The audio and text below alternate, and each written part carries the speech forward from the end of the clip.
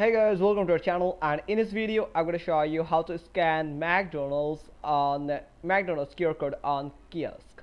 So you just need to open your My McDonald's application, then deals and rewards, where you will find the scanner. So you can get the rewards, or you can just go to a food that you want to order, and you will find a scanner or QR code option icon. Then you probably find it at the top right corner.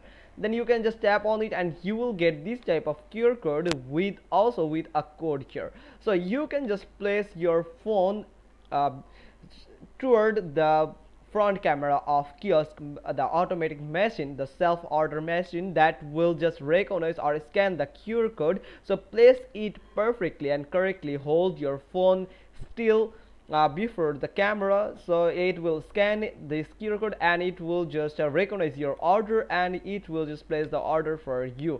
Also, you can just put this code on that machine, that automated self-order machine.